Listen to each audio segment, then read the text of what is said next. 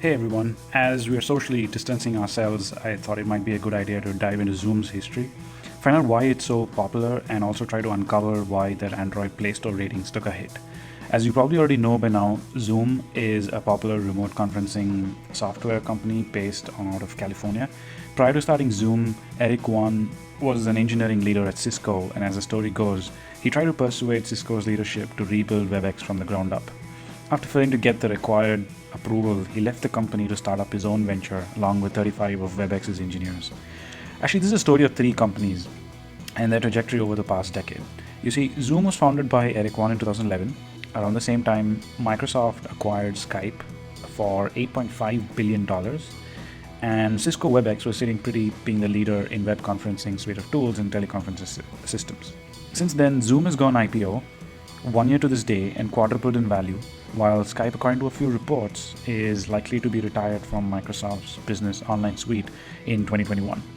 As for Webex, if you compare their stock performance to that of Zoom just for the 6-month period alone, it's almost like you come across a fork on the road. I don't think Zoom's popularity was due to its technical prowess or the number of features it had. They realized very early on that for a networking product, you actually need users, not a ton of features. Think about it, would you be on Facebook if your friends were elsewhere? Or would you use eBay to buy used items if there were no listings? You get the idea. As a result, Zoom had little choice but to offer a free version of their application to all users for meetings up to 15 users at a time. This not only attracted users like you and me, but also technology bloggers and influencers like Walt Mossberg from Wall Street Journal, and they wrote quite favorably about them. What if you were a closed product and only served corporate customers? And somehow I can't help but think that was what Webex was doing at the time. In fact, the business model incorporated a $0 plan only in the month of October 2019, and that too due to pressure created by Zoom's dominance.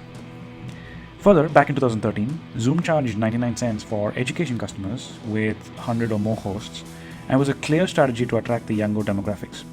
After all, the expectation was that this will be the same population that will enter the workforce after having used Zoom in their schools and universities. To add fuel to Webex's fire, Zoom was 25% cheaper than Webex for larger businesses. This holds good even today. An application that was more reliable, easier to use, built from the ground up, keeping video compatibility in mind, and cheaper than Webex. It didn't take long for Zoom to actually become popular. And of course, there were virtual backgrounds. Celebrities like Trevor Noah have talked about it and used it during a recent episode of The Tonight Show with Jimmy Fallon. That should answer your first question. It also explains why Zoom is so popular during these tough times when we are compelled to work from home or study for school at home. That takes us to the second question. Why did Zoom take a beating on the Android Play Store? A little bit of context here. Before the crisis hit, Zoom's Play Store rating was at 4.4. In the month of March, it plummeted down to 2.4, and now it's at 4. Analyzing some of the 1,600 recent responses, the reason became quite clear. Take a look at this one. I won't name the user, but you get the idea.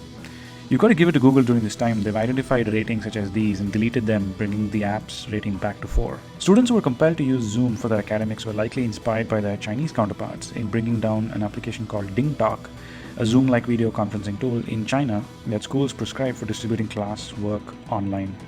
The app was temporarily removed from the App Store and then reinstated.